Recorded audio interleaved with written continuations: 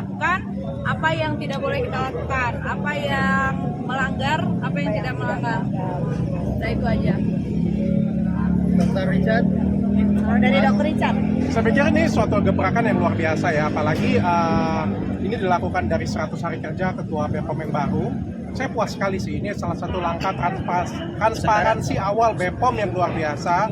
Saya juga kemarin sudah memutuskan untuk berhenti mereview skincare abal-abal, bukan mereview semua skincare ya. Skincare saya sendiri ya, kenapa saya harus berhenti review ya, atau skincare yang aman, kenapa harus saya berhenti review. Tapi skincare berbahaya, saya pikir saya tidak berhak untuk melakukan review tersebut. Dan ketika saya lihat Ketua BPOM yang baru, ini suatu langkah awal yang luar biasa, dan saya ikhlas untuk berhenti, untuk pensiun, untuk review, karena BPOM-nya sudah luar biasa sekali. Dr. Richard, tadi momen haru Dr. Richard meminta maaf dan mengembalikan bahwa tupoksinya balik lagi ke BPOM. Setelah sebelumnya 7 tahun, Dr. Richard pionir mereview skincare yang mungkin berbahaya, itu gimana dok sampai bisa terketuk itu? Ya sekali lagi, saya sampai beberapa bulan terakhir saya masih berpikir apa yang saya lakukan itu benar ya, karena saya itu pengen kasih edukasi ke masyarakat, pengen kasih tahu ke masyarakat yang mana yang benar, yang mana yang salah, dan cukup berhasil. Masyarakat itu cukup tahu skincare yang merkuri bagaimana, penyalahgunaan hidroquinone bagaimana. Harus 7 tahun kalian coba lihat, masyarakat tuh tahu ini skincare abal-abal. Dulu nggak ada yang tahu. Orang tuh nggak ada yang tahu bahwa ini etiket biru abal-abal. Sekarang orang sudah tahu semuanya. Tapi sekali lagi setelah saya renungkan, karena banyak huru-hara yang terjadi, ternyata ini bukan tugas saya. Ini adalah tugas BPOM. Dan ketika tugas saya diambil oleh orang lain, ditiru oleh orang lain, dan tidak sesuai dengan tupoksinya, akhirnya huru-hara seperti ini yang terjadi. Mohon maaf ya, kalian boleh lihat yang dulu jualan skincare abal-abal, ini tanpa menyinggung siapapun, yang dulu jualan skincare abal-abal, sekarang apa kerjaannya? Nge-review skincare abal-abal. Beneran, bahkan bukan dokter dulu jualan hidroquinone sampai 7%, sekarang kerjaannya apa? Nge-review skincare abal-abal. Bagaimana cara nyucinya?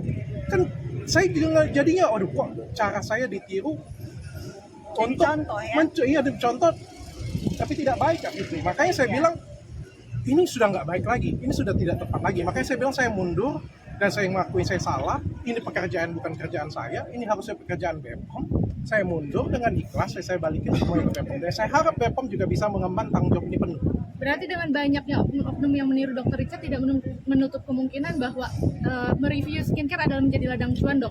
Bukan review skincare jadi ladang cuan. Review skincare itu membuat seolah-olah kita itu hati-hati ya. Review skincare itu bisa titipan untuk menghancurin pesaing.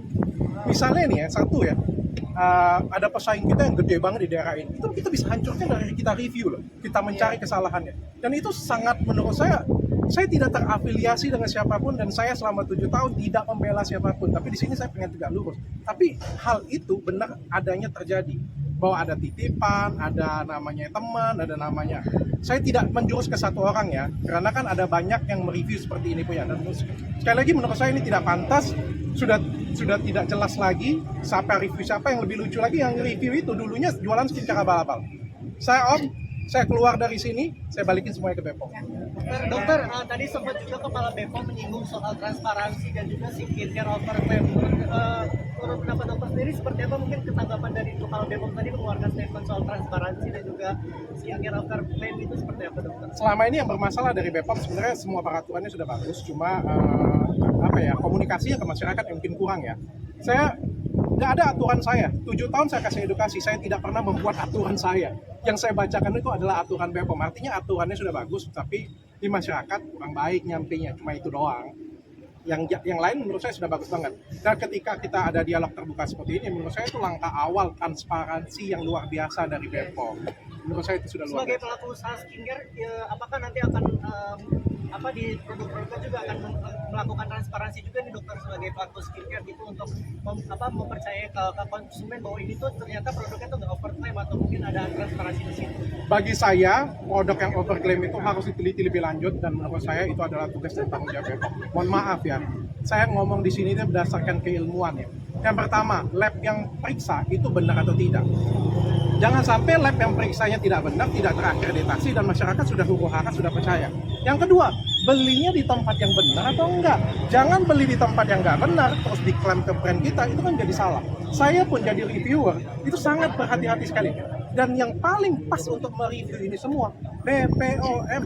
BPOM, kalau beli itu pasti di tempat melakukan resmi.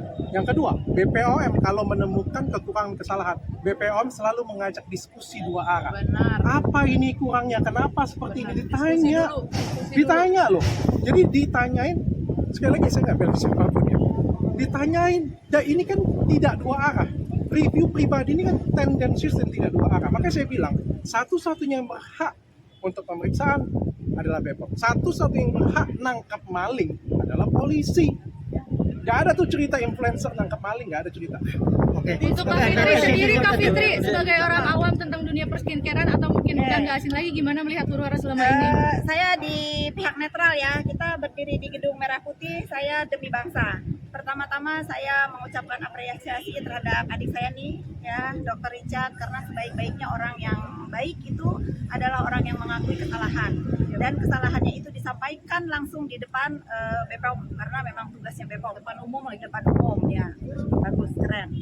Kedua, acara ini itu sangat menarik ya, dan saya rasa ini menjadi harus diumumkan oleh teman-teman media semua.